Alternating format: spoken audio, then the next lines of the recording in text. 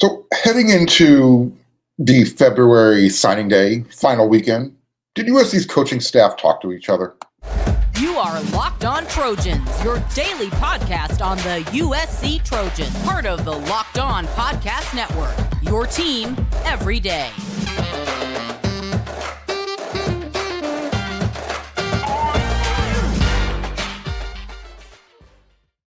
Fight on, everyone. I am your host, Marc, and thank you for making Locked On USC your first listen every day. Whether you are watching on YouTube or wherever you like to download your podcast, as always, we are free. And always, I hope you're enjoying the show. I do appreciate you coming along for the ride. If you are watching on YouTube and you haven't done it yet, I need you to hit that red subscribe button. It means a whole heck of a lot.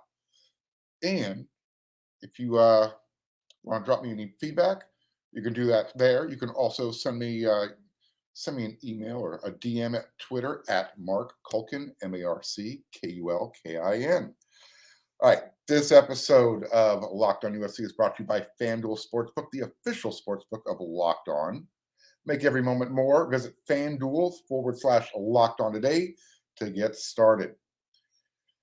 All right, so after I finished putting together yesterday's episode of Locked On USC, I scurried on over to wearesc.com, where I spend the vast majority of my day doing a lot of writing, answering questions, hanging out.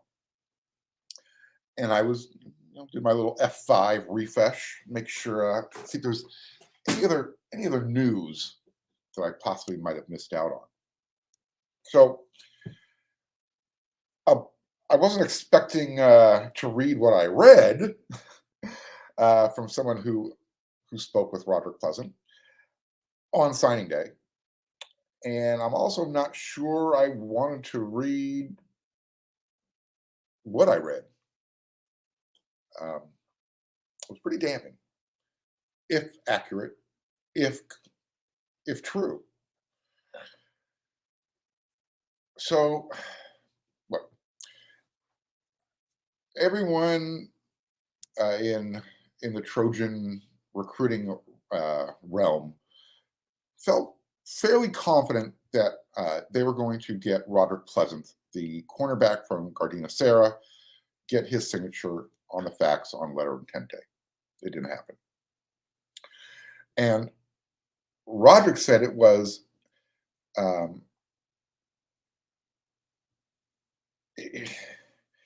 Rodrick said he said that on the day of signing day, on Wednesday, that he actually did not make his decision until the morning of. And that it came down to that he hadn't heard from the USC's defensive coordinator, Alex Grinch, at all this week. I guess he was talking about the week leading up to signing day, or the week before.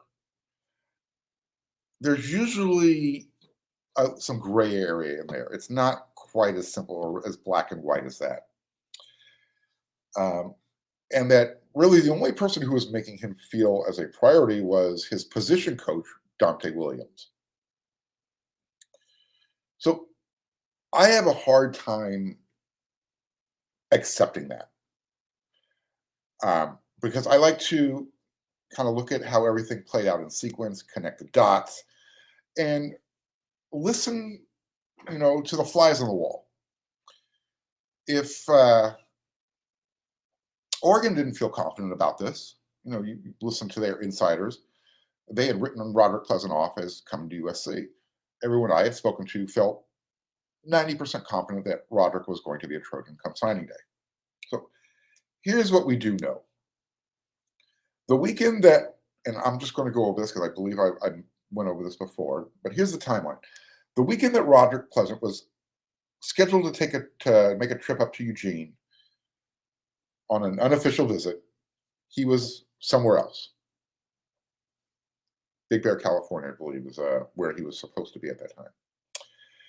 And Alex Grinch and Donte Williams were in his home doing an in-home visit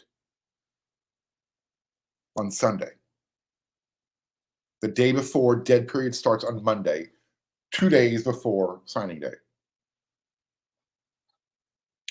So during that time, everyone, like I said, everyone who was close to the situation, uh, they had a pretty high confidence meter.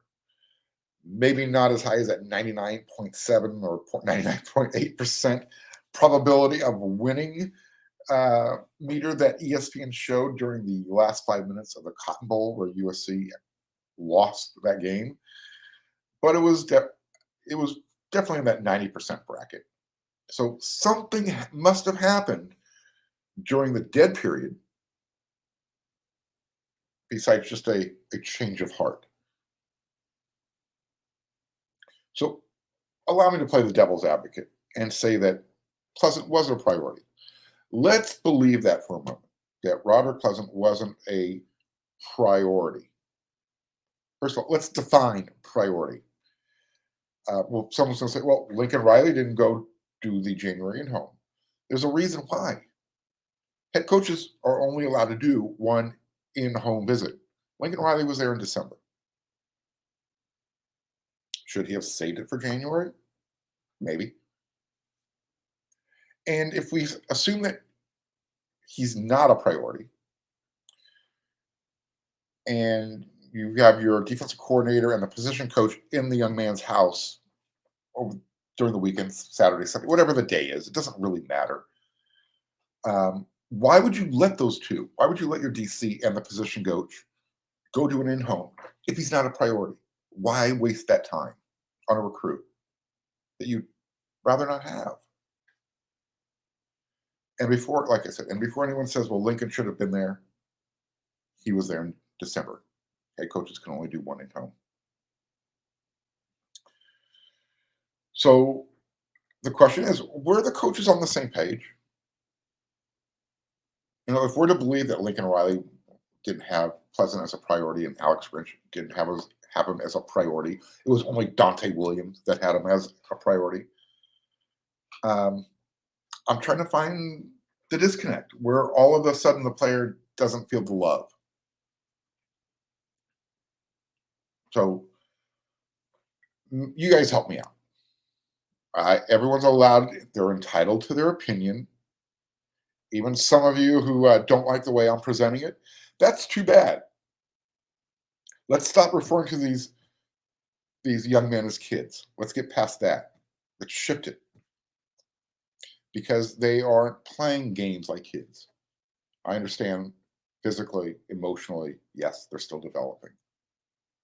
Problem is, they're playing adult games now. And so we are going to critique them the same way. And it's not being disrespectful.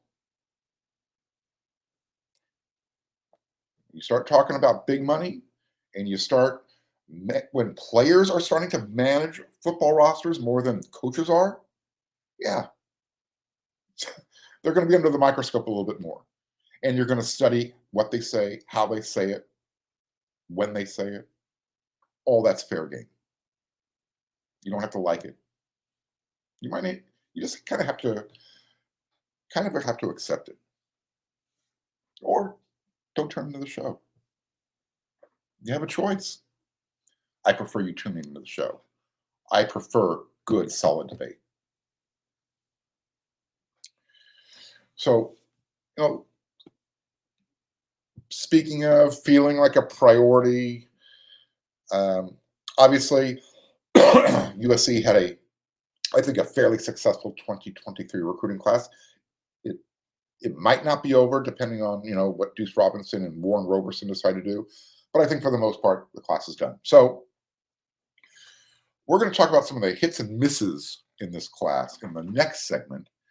But before that, let's talk about FanDuel, because the Super Bowl is just a week away now after this weekend.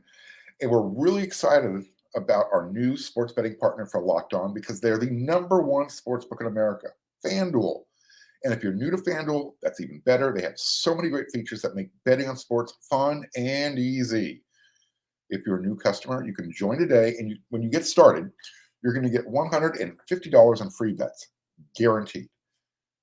And that's what all you got to do is place your first $5 bet. It's that simple. So sign up at FanDuel.com/lockedon. FanDuel has all of your favorite bets from the money line to the point spreads. They even have player props. And you can get it, you can combine all those and you can for a chance at a bigger same game parlay if you're into that. Kind of a good way to make a lot of money at one time.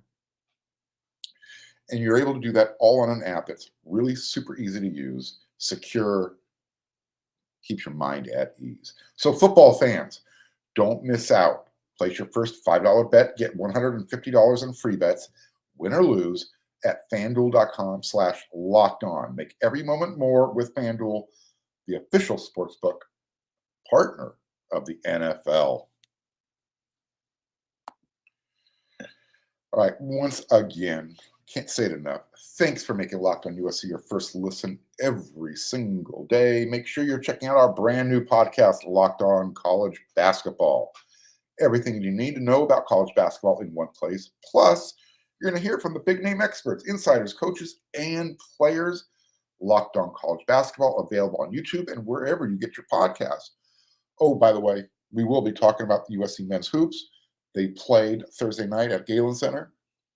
They beat Wazoo. We'll talk a little bit more about that a little bit later in the show.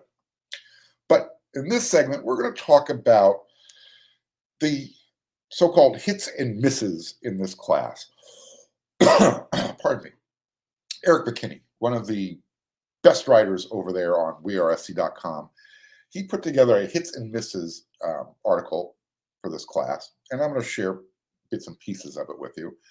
I really encourage everyone, take advantage of our subscription special right now, $9.99 a month or $29.99 for the entire year. And that will take you all the way through the end of fall camp this year. Such a deal. So, if you're into the recruiting rankings, according to On3, USC finished with the 13th ranked recruiting class nationally, number 2 in the Pac-12. And as I mentioned, the class might not be over yet. They could move up a little bit if they could secure a commitment from 5-star big wide receiver tight end Deuce Robinson, and you still have safety DB prospect hanging out there, Warren Roberson, once committed to TCU, still trying to decide where he wants to go.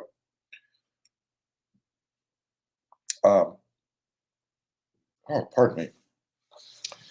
So, look, we know that USC and Lincoln Riley are going to be able to recruit offensive players hand over fist. I mean, not a problem. Quarterbacks, wide receivers, they know this is an offense you want to play. Let's take a peek at who USC got. And before all of you guys who are down on the class thinking, well, this is USC, they need to do better. On3 categorizes, they have the 4-star, they have the 5-star, they have the 5-star pluses category. There were 12 5-star plus players in the 2023 cycle. Alabama, Oklahoma, and USC were the only programs assigned more than one. Okay. Not bad, right? They didn't hear Georgia's name in there. We know Zachariah Branch is one of those players, as well as Malachi Nelson, the quarterback that they got coming into the class. Those are definitely hits. And when it comes to Zachariah Branch, some of you might remember watching Reggie Bush play at USC. Some of you are old enough to remember watching him on TV or on YouTube video. Zachariah Branch is a very special player. He's a hit. He's the type of player who, once he figures out the college game, and it's not going to take him long, I don't know if he'll be a starter day one. He'll be a starter really, really quickly. You want to put the ball in this type of player's hands as often as possible. I don't want to, maybe we're putting a little bit of too much pressure on him, but he's in that category of a Reggie Bush, a Percy Harvin, where once the ball's in his hands in open space, yeah, it's like strike up the band type moment because he's probably going to hit the end zone.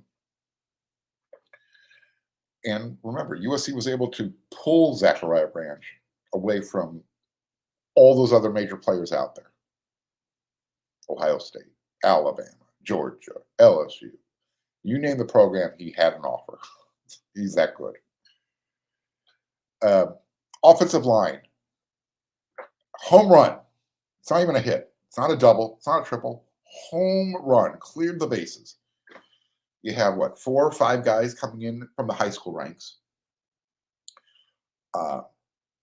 You've got 3 coming in through the transfer portal. And those 3 coming in we're going to pencil them in as starters.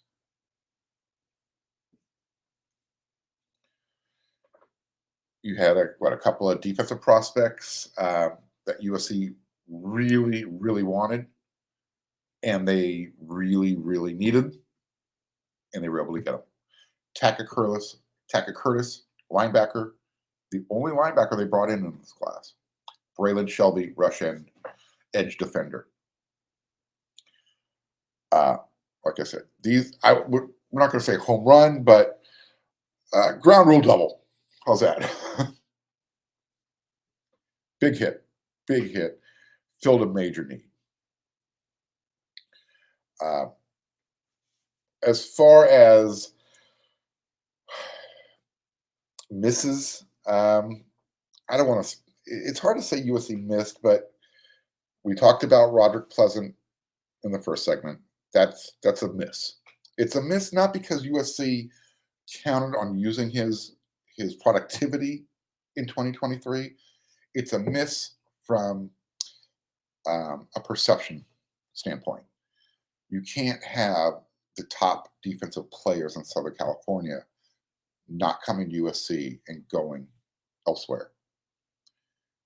This has happened frequently. It happened earlier with Mateo Ungalele, who went to Oregon. It happened most recently with Rodrick Pleasant. Galen Austin is another one.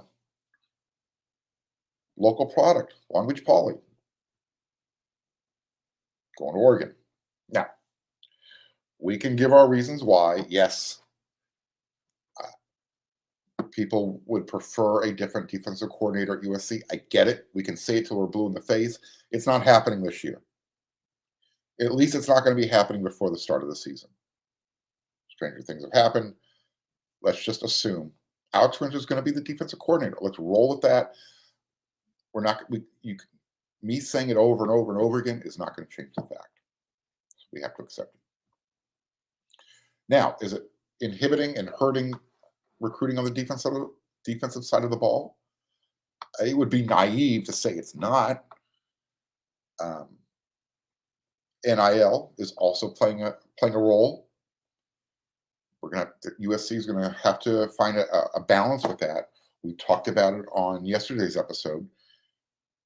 USC sees NIL as a reward for what you've done. You've earned your name, image, and likeness. And there's such a few select players out there in the high school ranks who you need to maybe say, all right, yeah, we're going to show you a little bit special favor.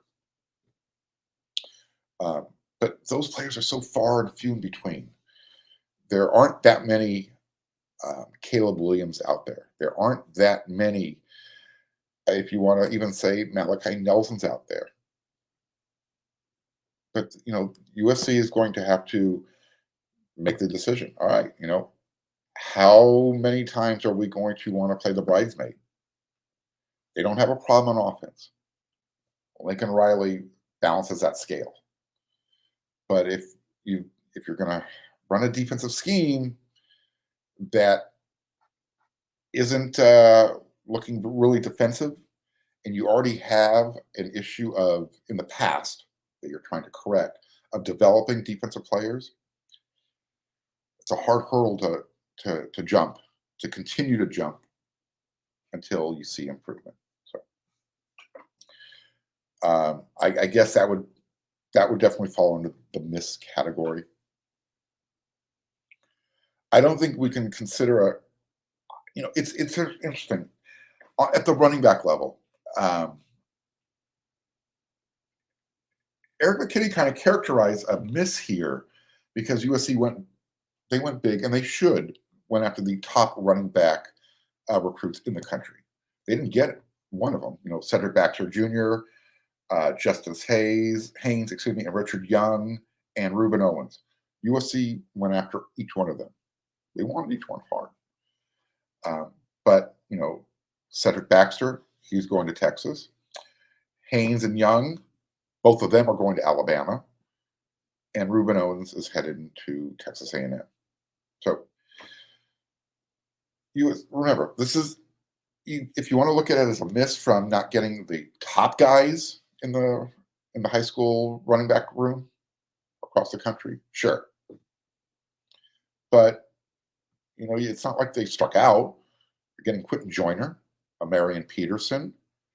You're bringing in Marshawn Lloyd through the transfer portal. Yeah, I don't know where you would categorize that. It's definitely not a miss. If you want to say, well, USC should have gotten one of those 5 stars, okay. I don't think again, you look at the running back room that they had returning: Rayleigh Brown, Austin Jones, Darwin Barlow, and then the guys that are coming in, USC will be just fine at running back. What about defensive line? Sure. There are some bigger names out there that USC probably would have enjoyed signing during the early signing period or on the February signing day. But you know what? Sam Green, Elijah Hughes, a couple big names. Dejon Lafitte. Let's see if he's another Devin Tompkins type of diamond in the rough, where he'll take a redshirt year, and by the end of the redshirt year, you're looking and going, "Who's that dude?" Because that's what Devin Tompkins did. He did not look like the same individual as he did when he arrived. He looked like a next year player. You could tell he had spent time in the weight room. His body developed. So there it is. Hits, misses, sort of, kind of. I think USC did pretty well this was really Lincoln Riley's first full recruiting class, if you think about it. When he arrived at the end of the 2021 season, it was in November, so he had from then until February to hit the ground and get recruiting going, and that's why they maximized the transfer portal the way they did. They're still using it this year, but it's more evenly balanced. Although I think you're going to still get more impact players, save for the Zach Branches, the Mekhi Lemons, the Tackett Curtis, Braylon Shelby's. You're going to get more impact from the transfer portal, and that's why I continue to say that's going to be the direction going forward for college football. Yes, you need high school guys to keep the foundation going, but of the offensive line group that they brought into high school, none of those guys are playing this year. If they are, USC's in a world of hurt.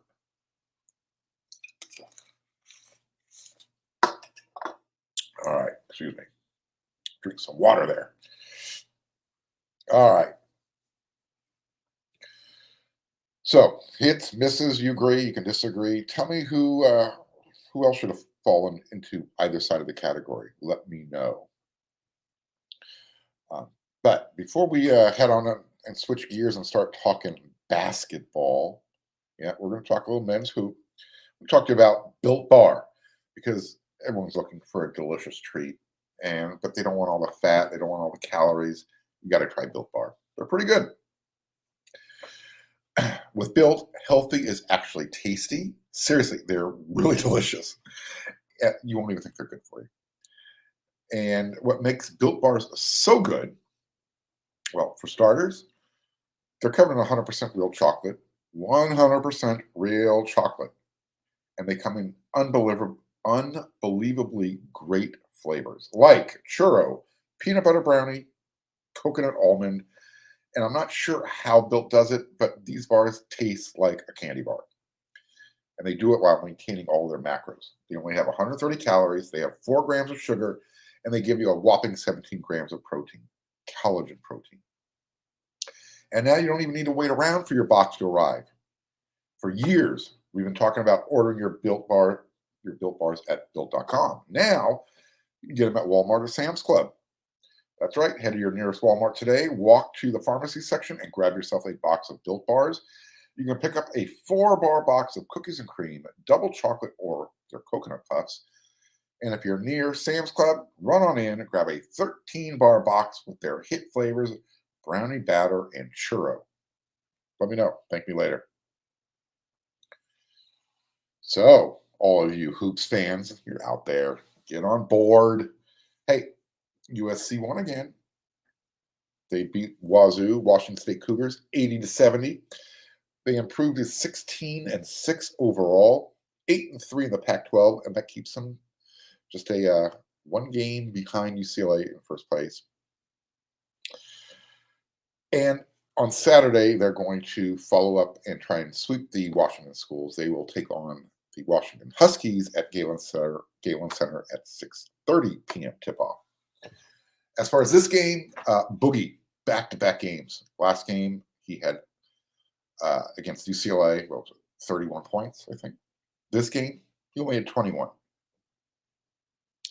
But it was an efficient 3-point shooting Boogie.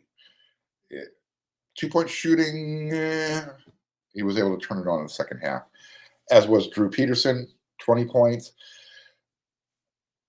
It was the game was tighter than it should have been, in my opinion. Although Washington State has a really, really good NBA caliber player. His name is Mohamed Gay. He had a career high with 17 minutes left in the game. He matched Boogie's game last week. He had 31 points in this game. Solid player. And it's not just inside. The guy actually has a really nice touch from the outside as well, which is making it difficult. He had a 2-man game that was given fits to USC on defense in the first half till they made some adjustments. And maybe he was able to go off offensively because the enigmatic Joshua Morgan, who is one of he's probably USC's best interior defender. Leads the conference in block shots. He's one of the top guys in the country. He got off to a really good start in the game offensively. He had 5 quick points within the first 5 minutes, and then he was helped off the court with looks like a right ankle injury. He didn't come back to the bench until halftime wearing a walking boot and crutches. So what that meant was Vince Uwachukwu's minutes and time got moved up. Kijani Wright, and he was looking for that the right guys that he can get in there to try and slow down Gay, because he was having his way with whomever he wanted to. Bottom line is, this team in the second half, they turned up the defense. They figured out they started to rebound a little bit better, although they were out rebounded again. On the game, Washington State had 10 offensive rebounds. USC only had 3. Yeah, they got to do better, because when you're only turning the ball over 7 times, don't give the other team extra possessions because you can't rebound the ball. Anyways, I'm not going to spend too much time here. They got the win. They're going to take on Washington. They're going to try and keep that momentum going. After this homestand, they hit the road, I believe, to head over up to I'm not sure who's on the schedule next. They have Washington up first, and then I think they head up to the Oregon schools. I'm going to have to go double check that. If I'm wrong, you guys can let me know. Doesn't matter. This USC basketball team is starting to find their stride, and they're just 4 wins away from hitting that 20-win plateau again. Let's see if they can get there. I'm sure they're going to get there. Now it's just a matter of let's get as many wins as they can and work on the seeding for the NCAA tournament, because that's the goal. All right. That's it for another week of Locked on USC. We will be back again next week. Come at you 5 days a week. But again, I want to say thank you for making Locked On USC your first listen every day. Don't forget to check out Locked On College Basketball. Get all of your inside information from insiders, players, coaches, experts. Because college football, we're going to be hitting a little bit of a lull here. You're going to have to find something to fill that void. College basketball is going to be fun. Get close to tournament time. Jump on board. Get out to Galen Center. Support the team. They would really, really appreciate it. All right. Until the next episode of Locked On USC. Oh, quick preview. Next week, I'm going to be talking. We're going to do a little crossover with Locked On Oregon. We're going to talk about who's out recruiting who. So something to look forward to next week. Until then, everyone, you know what to do.